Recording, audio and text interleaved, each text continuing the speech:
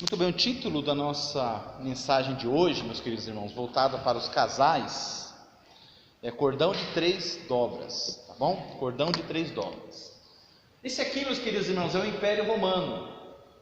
O Império Romano é aquele império que estava em vigor quando Jesus nasceu, né? Quando a igreja surgiu e a igreja cresceu, era o Império Romano que estava dominando o mundo, ok?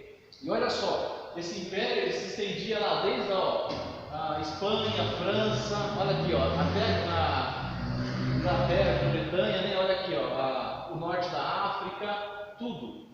Era um império muito grande, muito extenso. Alguns calculam que eles dominavam sobre 70 milhões de pessoas. Era um império forte, ele tinha um exército forte. E esse império, claro, conforme ele ia conquistando, ele ia agregando inimigos, porque ninguém queria ser vassalo do Império Romano. Então eles sempre lutavam, mas eles sempre venciam. Era um exército fortíssimo, grandíssimo. Então o que aconteceu? Por mais que seus inimigos tentassem se infiltrar, ou derrotar, ou ganhar vitória, não conseguiam por causa da força e da união que esse império tinha. Contudo, as coisas começaram a mudar. Esse império ele foi um império que durou mais tempo, ele durou por 500 anos praticamente. 500 anos, 5 séculos. E aí o que aconteceu? Os seus inimigos, embora eles tentavam por fora, por aqui, atacá-los e diminuí-los, eles não tiveram sucesso. Eles começaram a ter sucesso quando os conflitos internos foram maiores do que os conflitos externos. Eles começaram a ter sucesso quando aconteceu isso primeiramente, no ano 395. O império foi dividido em dois. Tudo aquilo ali já foi dividido. Opa, já está mais fácil. Foi dividido em dois. E aí depois que o império foi dividido em dois, entre o Império Bizantino e o Império Romano, que ficou agora só aquele pedacinho ali, o que aconteceu? Começou a ter uma briga de poder lá dentro.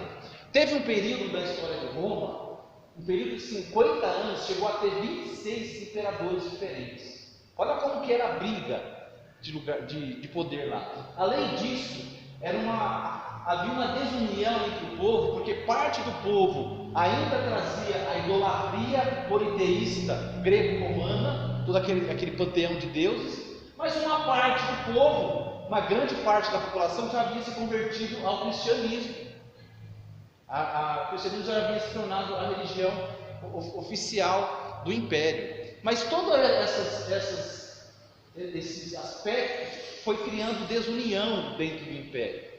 Criando essa desunião, brigas internas, conflitos internos, meus amigos, foi só ter oportunidade para que os inimigos de Roma viessem e destruíssem por completo esse império. Esse império chegou ao fim. Ele chegou ao fim, meus queridos irmãos, porque onde não há união, não há força, né? Parece slogan de açúcar, né? Mas onde não há união, não há força. E como esse império estava dividido por dentro, o inimigo por fora conseguiu destruí-lo. Meus queridos, eu usei essa introdução na nossa primeira reunião de casais, né? Essa ilustração, porque essa ilustração, ela exemplifica bem o que Jesus disse em Mateus 12. Eu pus o versículo aqui para apresentar para os irmãos. Mateus 12, verso 25. Olha o que diz. Jesus, porém, conhecendo-lhes os pensamentos, disse: todo reino dividido contra si mesmo ficará deserto, e toda cidade ou casa dividida contra si mesmo não subsistirá.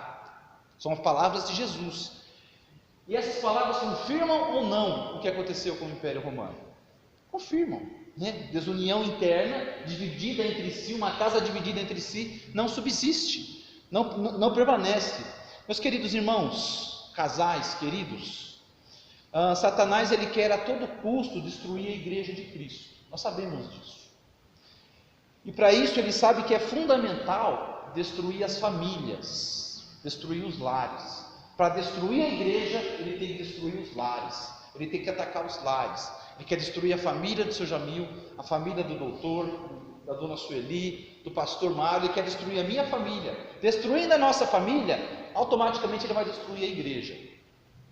O seu ataque é tanto por fora, através das influências desse mundo mal, né? Com as suas, vocês sabem disso, com as suas filosofias progressistas, marxistas, essas coisas que a gente está vendo agora que está sendo ensinado nas escolas, é o ataque por fora deles, para destruir a família, né? Como por dentro, né? Ele ataca o conceito de significado de casamento, o que significa o casamento, qual a importância do casamento, o que é o casamento. Ele ataca o conceito de masculinidade, feminilidade. Ele ataca o modo e a autoridade dos pais criarem e educarem seus filhos.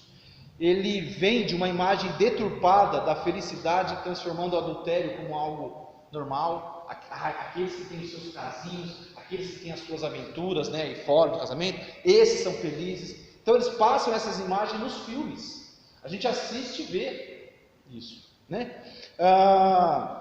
Eles tentam fazer com que ele tenta fazer com que homens e mulheres guerreiem entre si pela liderança no lar. Ele joga pais contra filhos, filho contra os pais, etc.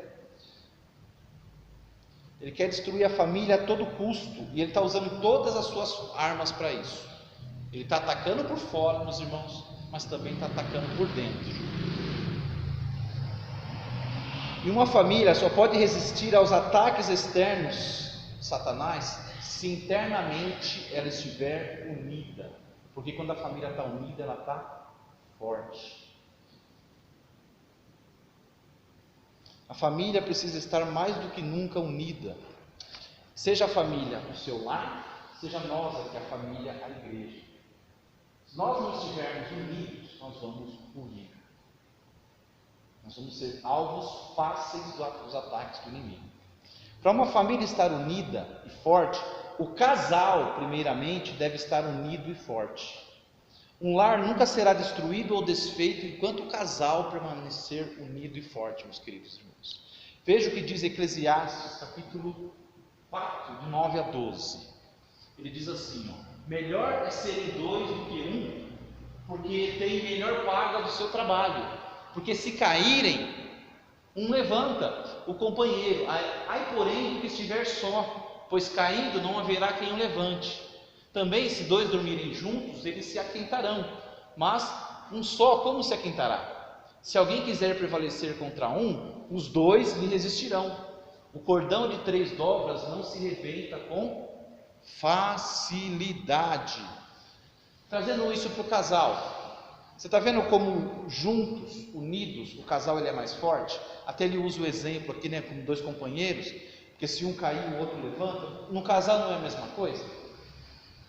Se um cair, o outro está lá para ajudar, para levantar, para apoiar, para consolar, para confortar, para direcionar, para orientar, para exortar. Os dois juntos, eles são mais fortes. Só que veja o final do verso 12, ele diz que o cordão de 3 dobras não se rebenta com facilidade. Meus queridos, cordão de 3 dobras, aqui provavelmente se refere a trança que a gente faz, são 3 cordões, se você trançar eles viram uma corda forte, difícil de arrebentar. Esse cordão de 3 dobras é Deus, o marido e a esposa. É isso que eu quero mostrar para os irmãos. Deus, marido e esposa. O casal unido entre si pela palavra de Deus é praticamente indestrutível. Um casal que é unido entre si, entrelaçado pelo poder da palavra de Deus, ele é praticamente indestrutível. E esse é um princípio fundamental. Não existe lar unido e forte de verdade se a palavra de Deus não estiver presente. Meus queridos irmãos, a gente já ouviu tantas vezes, né, esse chavão, chega a ser um chavão, né? Que o nosso primeiro ministério é no lar. Nosso primeiro ministério começa na nossa casa. Bom, está muito claro que Deus quer união no lar, a começar pelo casal. Mas para que isso seja realidade, não podemos ficar só na teoria. Pastor, você vai ficar falando aí só na teoria, como assim, né? Temos que pôr em prática alguns princípios bíblicos para que a família seja mais unida.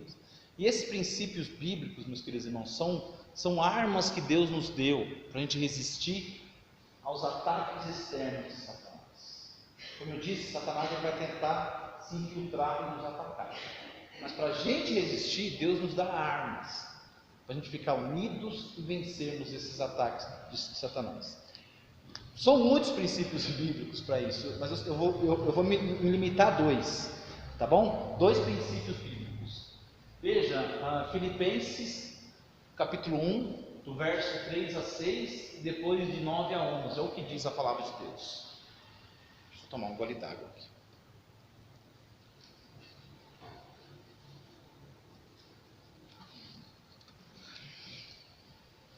Vamos ler juntos. Dou graças ao meu Deus por tudo o que recordo de vós, fazendo sempre com alegria súplicas por todos vós em todas as minhas orações, pela vossa cooperação no Evangelho desde o primeiro dia até agora. Estou plenamente certo de que aquele que começou boa obra em vós há de completá-la até o dia de Cristo Jesus. No verso 9.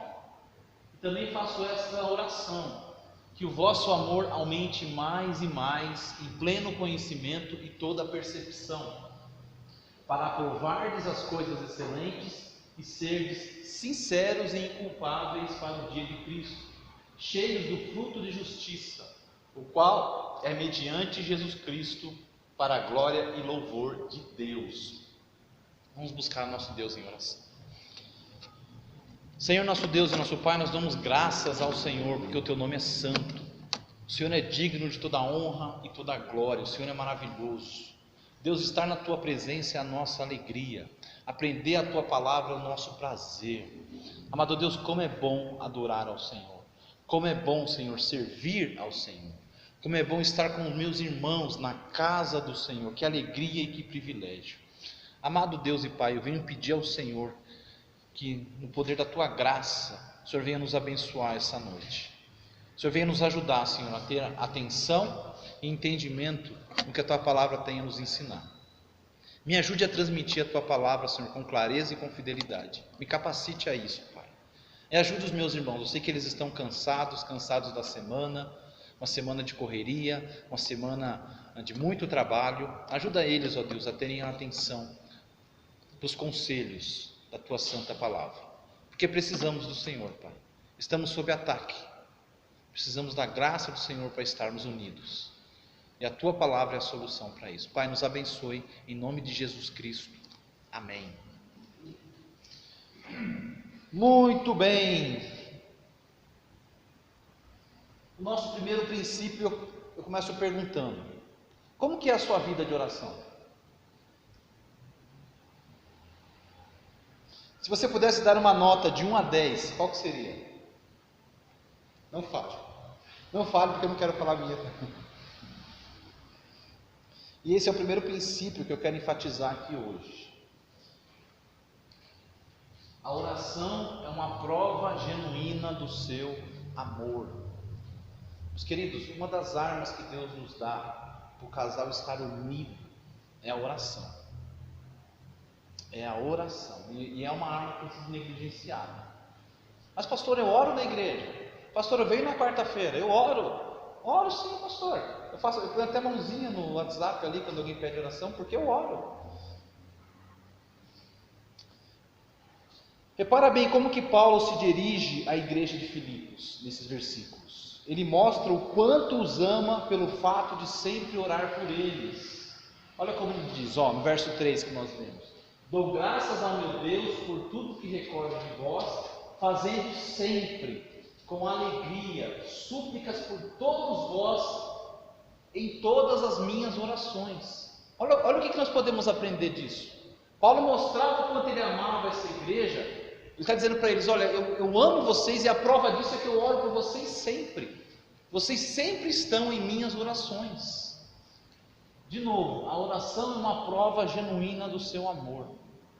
Um casal que ora um pelo outro realmente se ama.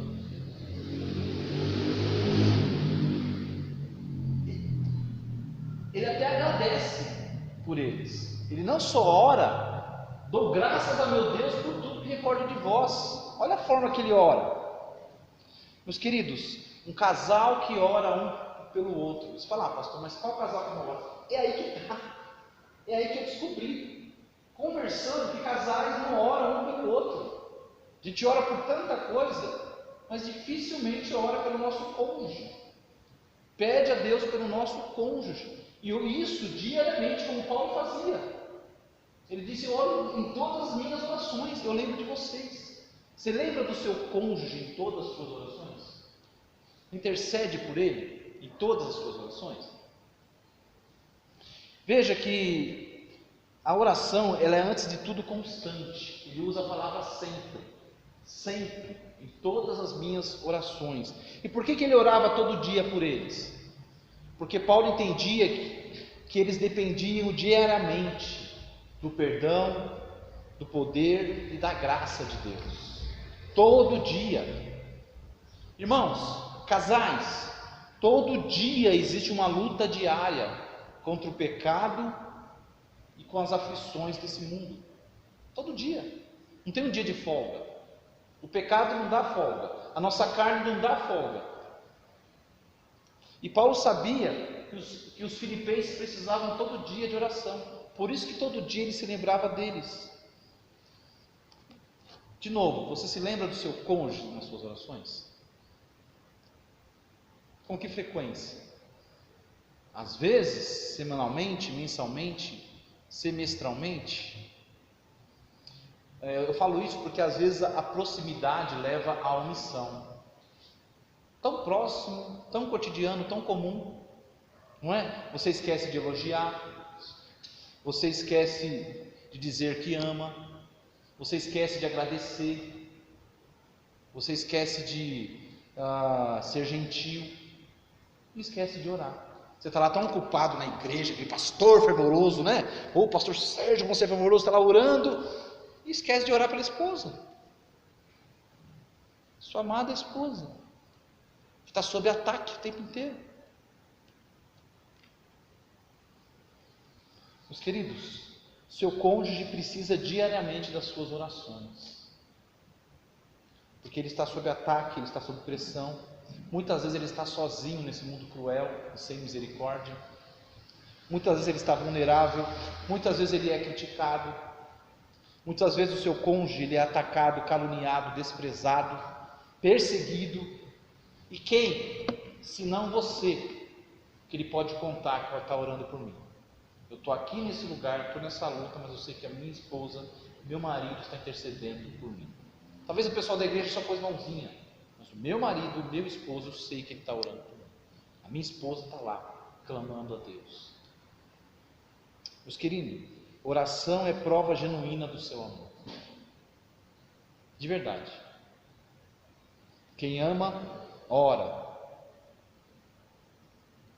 E além da oração ser constante, ela deve ser acompanhada de gratidão, né? Olha o que ele diz no verso 3. Esse é o verso 3. Ele diz: dou graças ao meu Deus por tudo que recordo de vós.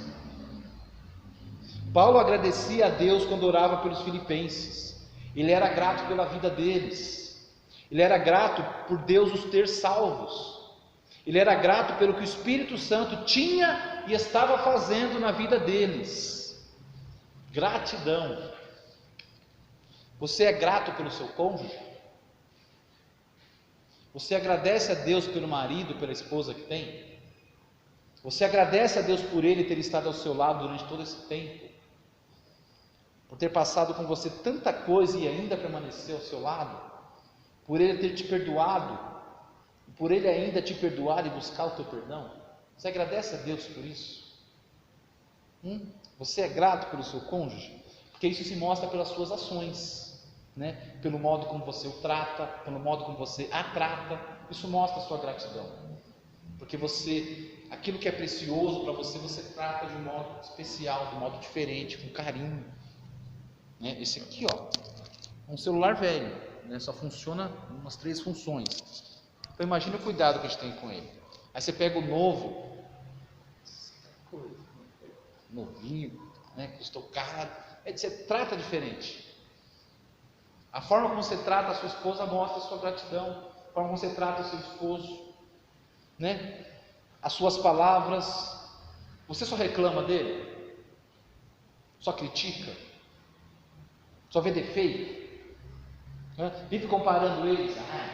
Mas o pastor Mário é demais, a sua vida é especial. Veja como você teve. Vocês comparam açõezinhas?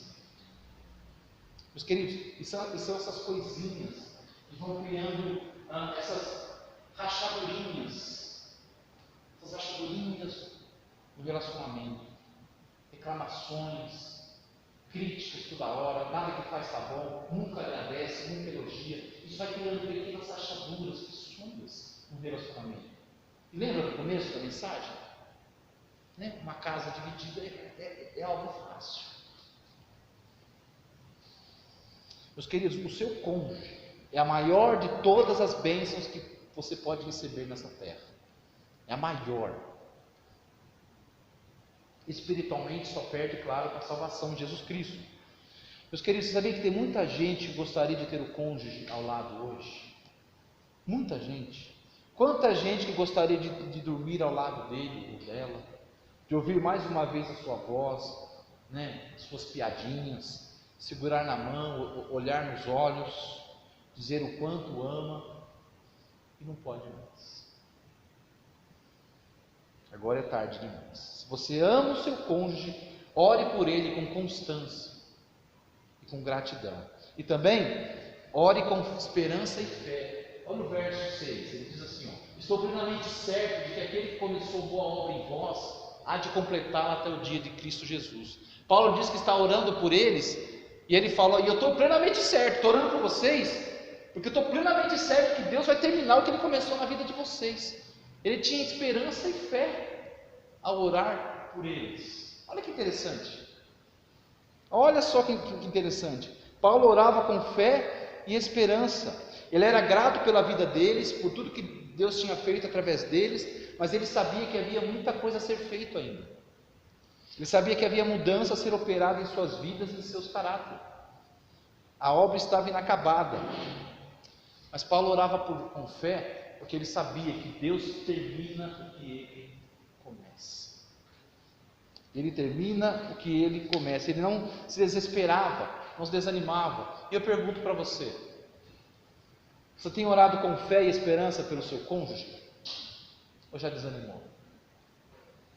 Já perdeu a fé? Ih, o marido? Não tem mais jeito. Aquela ali não muda não. Aquela ali... Você já esqueceu que todos nós estamos em obras? Que tanto eu quanto você, você, o seu cônjuge, todos nós ainda tem muita coisa a ser feita em nossas vidas. Imagine se Deus desistisse de nós.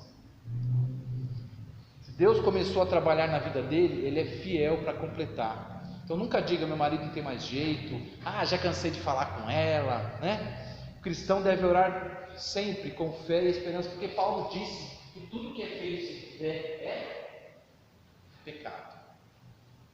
Em outro lugar ele diz: tudo que é feito sem fé é pecado. Inclui oração. Além de orar com constância, orar com gratidão, orar com fé e esperança, também devemos orar priorizando a transformação do coração. Olha o que ele diz, eu pulei o verso 9, é o verso 9, deixa eu voltar aqui, olha o verso 9. O verso 9 diz assim: também faço esta oração, que o vosso amor aumente mais e mais em pleno conhecimento e toda percepção. Olha a oração que ele faz por eles. Ele fala que está orando, e aqui ele fala: eu faço esta oração. Ele especifica qual é a oração: que o vosso amor aumente mais e mais em pleno conhecimento e plena percepção. Eu te pergunto, nessa oração que ele faz por eles, não havia gente doente lá em Filipos? Será que tinha gente desempregada? Não? Pessoas em crise financeira? Claro que havia. Claro que havia, meus queridos irmãos. Mas Paulo priorizava em suas orações a mudança interna. Ele priorizava a mudança interna, não somente as coisas externas, como saúde, finanças e etc. Paulo sabia que mais importante que as mudanças externas nas circunstâncias era a mudança no coração e no caráter das pessoas. Não significa que seja errado orar por essas coisas, ou orar pela saúde da minha esposa, orar pela saúde do irmão, orar para Deus ajudar a irmã que está numa crise financeira, está desempregado. Não estou dizendo que não é certo orar por essas coisas. Estou dizendo que, pelo exemplo de Paulo, a oração que ele priorizava era orações visando a transformação do coração. Você tem orado pelo trabalhar do Espírito Santo no caráter e no coração do seu cônjuge? Além de pedir pela saúde e vitória em algumas necessidades específicas, urgentes na vida do seu cônjuge, você já pensou que para o Senhor um coração santo é tão ou mais precioso do que um coração saudável?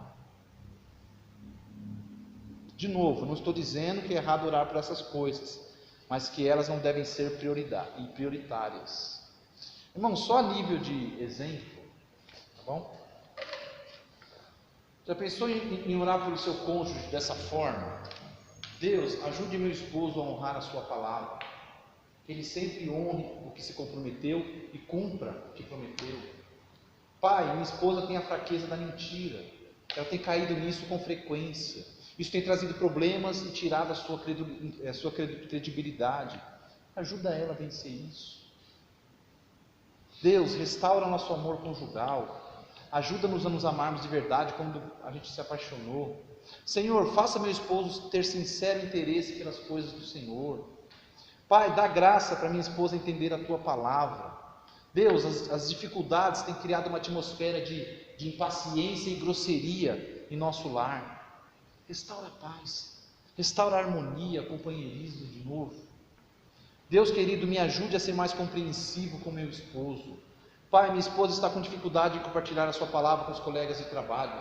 Ajuda ela, tira a timidez, dá oportunidade, dá graça. Senhor, me ajuda a ser mais submisso ao meu esposo conforme a tua palavra. Não quero ficar medindo forças com ele. Deus, faça meu esposo ter mais interesse e empenho em educar os nossos filhos no caminho do Senhor. Amado Deus, minha esposa tem lutado constantemente contra a ansiedade. Dá graça para ela confiar e esperar no Senhor. Senhor, ajuda meu esposo a perdoar e seguir em frente. Ele está lutando com isso e não consegue. Pai, liberta minha esposa das garras, da amargura e do ressentimento. Ajude a entregar as mágoas em tuas santas mãos. Senhor, eu não sei como fazer o meu marido me amar, me valorizar, me tratar com respeito, mas o Senhor pode trabalhar isso no coração dele. Deus amado, quebranta o orgulho e a teimosia do coração da minha esposa. Isso está destruindo a sua alegria em servir-te. Pai, só o Senhor pode fazer minha esposa ter prazer e alegria de estar na tua casa. Senhor, ajude o meu marido a ter mais paciência com o nosso filho. Ensine-o a ter mansidão e sabedoria na hora de lidar com ele. Veja, o foco de Paulo é o quê? É que os crentes sejam transformados à imagem de Cristo. Ele visava o coração, a transformação, porque as outras coisas se completam automaticamente. Um homem que tem um coração transformado, deixa de ser desonesto, reclamão, vagabundo, preguiçoso, sem desculpa, e se torna trabalhador, e confia no Senhor e vai à luta, o problema financeiro dele começa a se acertar. Ele paga as dívidas dele. Por quê? Porque tem uma transformação no coração, e começou pela mente. Uma coisa vai levando a outra. Irmãos, o apóstolo Paulo entendia que o alvo de Deus para as nossas vidas era e é e sempre será transformar-nos à imagem do seu Filho. Uma transformação na nossa mente, no nosso coração, no nosso caráter. Essa é a prioridade do Senhor. O homem e mulher espiritual entende que o câncer pode destruir a saúde e a vida do seu cônjuge, mas o orgulho pode destruir os seus relacionamentos, apagar o Espírito Santo em sua vida e afastá-lo da comunhão e serviço com o Senhor. O orgulho é muito mais destrutivo do que o câncer, e a pessoa espiritual entende isso. Então, meus irmãos, esse foi o primeiro princípio bíblico. Estou correndo, tá bom? Que eu quis abordar. Qual o princípio, pastor? Que a oração é uma prova genuína do seu amor, tá bom?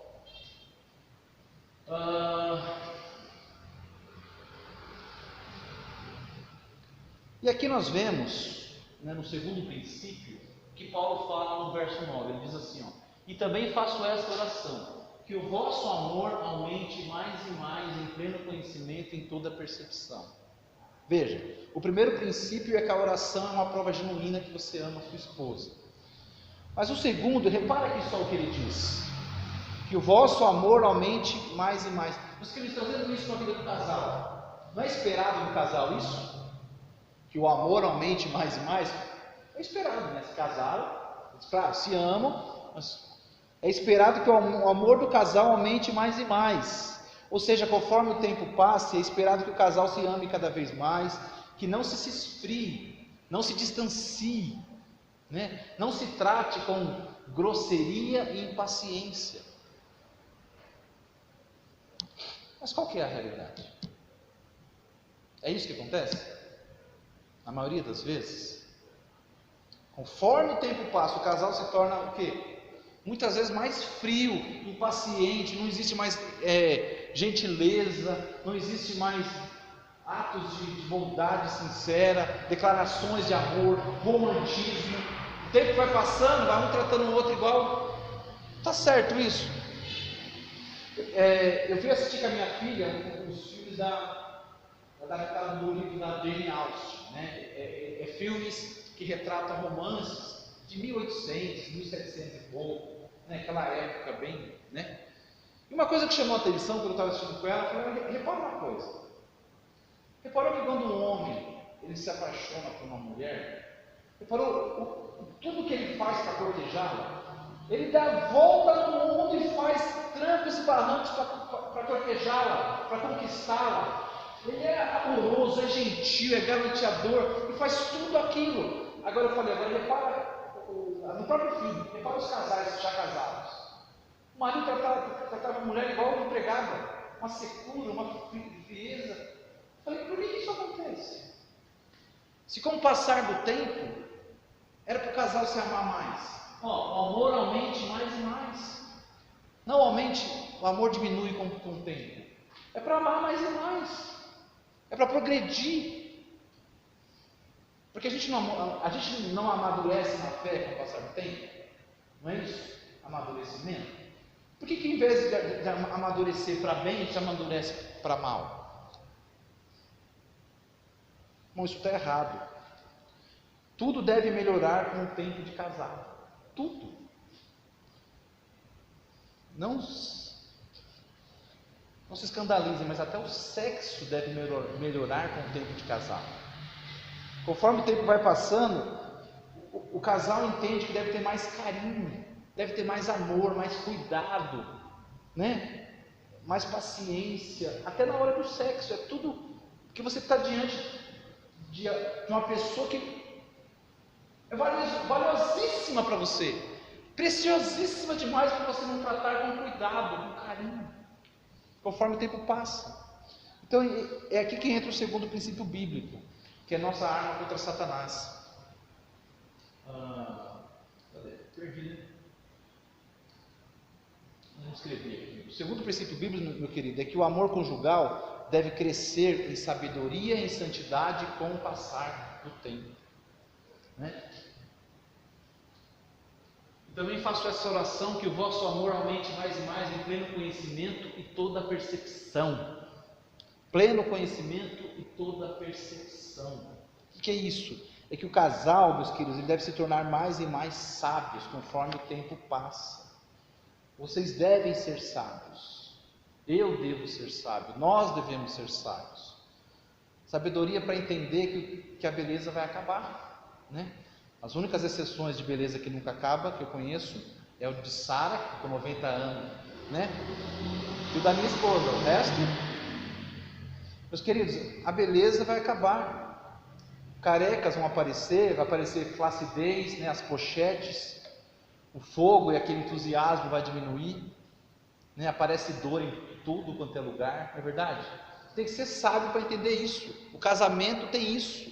É que tem gente que parece que, conforme essas coisas vão aparecendo, a pessoa vai perdendo o encanto. Mas o que você esperava? Você esperava que você ia casar com aquela jovem linda e bonita, e ela nunca ia engordar, nunca ia aparecer varizes, Aí o cara desencanta e se apaixona por outro. Mas o que você esperava quando você foi casar? Cadê a sabedoria? Cadê o entendimento? Né? O que isso significa? Significa que o meu cônjuge, com o passar do tempo, ele precisa de mais cuidado. Você entende isso? O meu cônjuge precisa de mais cuidado. Que eu devo aprender a valorizar as qualidades mais importantes dele ou dela. Né? Que ela é trabalhadora, é esforçado, ele é compreensivo, o seu companheirismo, o seu caráter. Isso que deve valorizar. Porque aquele físico atlético dele, logo vai mudar. Entender que o sexo não é tudo, embora seja essencial. Entender que existe alguém que me ama e me quer ao seu lado, apesar de todos os meus defeitos. Que eu preciso aprender a ser misericordioso com o meu cônjuge, como ele tem sido misericordioso comigo durante todos esses anos. Aprender a valorizar e agradecer por tudo que passaram juntos.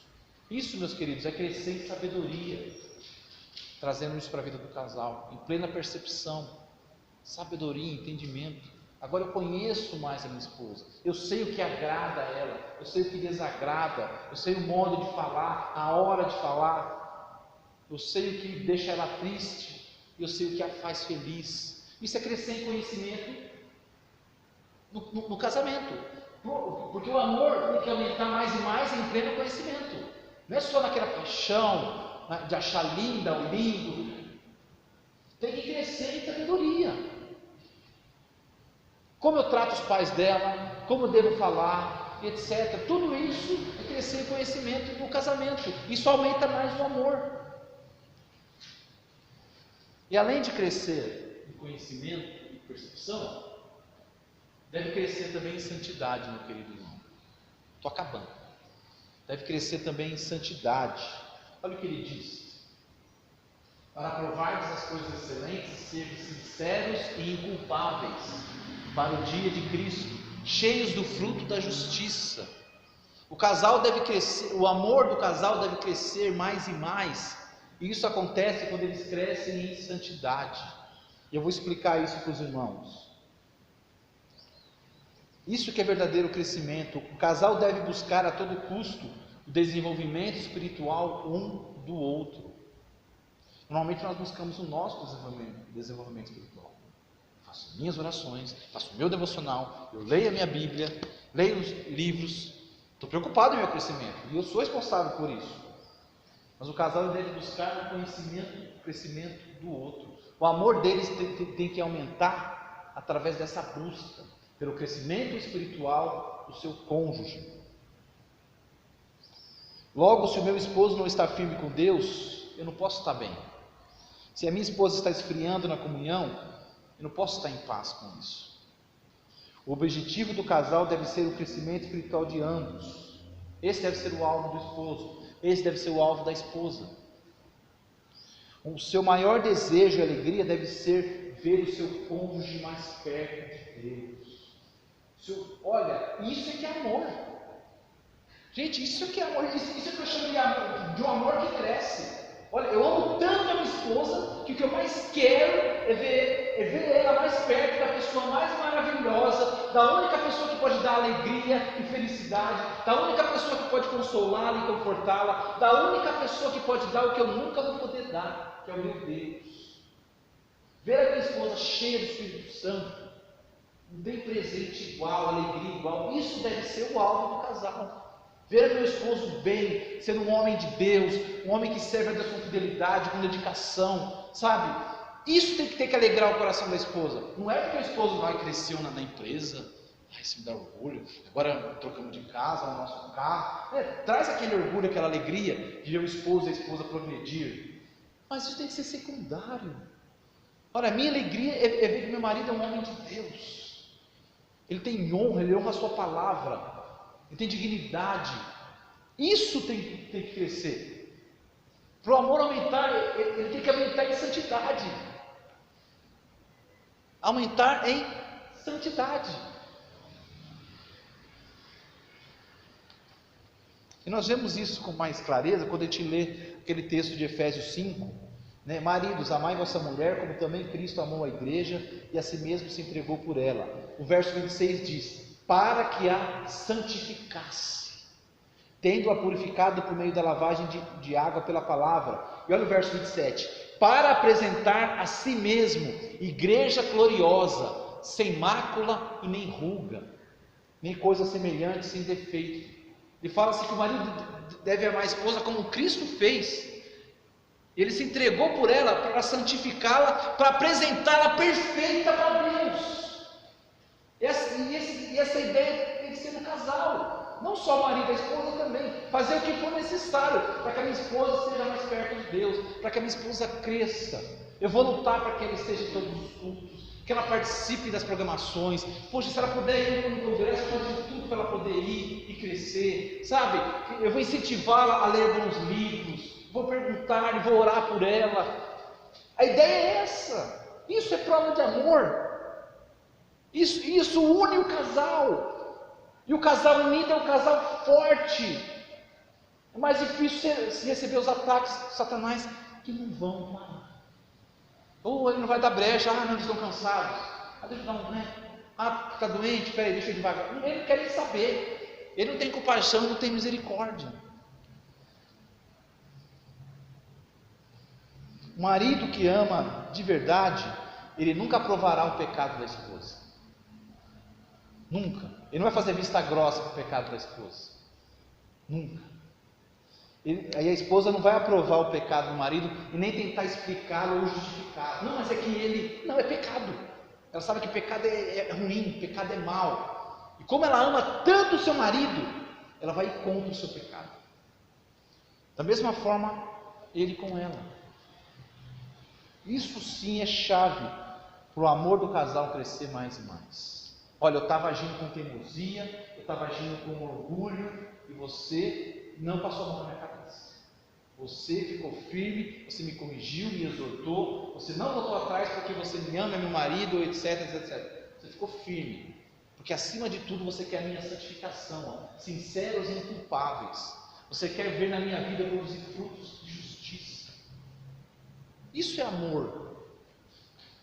Então, meus queridos, quando nós vimos no início, o cordão de 3 dobras é mais difícil de romper. 3 dobras. Deus, a esposa e o esposo. O diabo quer destruir a família. Ele vai atacar tanto por dentro quanto por fora, se ele puder. Ele sabe que se conseguir destruir a união do casal, será fácil sucumbirem aos ataques externos. Então o casal precisa urgentemente estar unidos em obediência e comunhão com Deus. E nós vimos, meus queridos irmãos, 2 armas preciosas. Oração. O casal que ora um pelo outro. E um amor que cresce. Cresce como? Cresce em sabedoria e em santidade com o passar do tempo. É isso que eu entendo, meus queridos irmãos, como 2 armas preciosas para os casais se manterem unidos nessa batalha e não serem destruídos, como Jesus falou: a casa dividida será destruída. Precisamos ficar unidos, ser fortes, tanto como casal, como família, como igreja. Não deixar as intrigas internas, não deixar as rachaduras internas nos dividir, nos tornar frágeis e alvos fáceis. Amém? Pai amado, Pai querido, obrigado pela Tua palavra mais uma vez. Eu agradeço aos irmãos que puderam estar aqui presentes, eu agradeço ao Senhor por me ajudar a transmiti-la. Peço ao Senhor que nos abençoe, que nos fortaleça em nome de Jesus. Amém.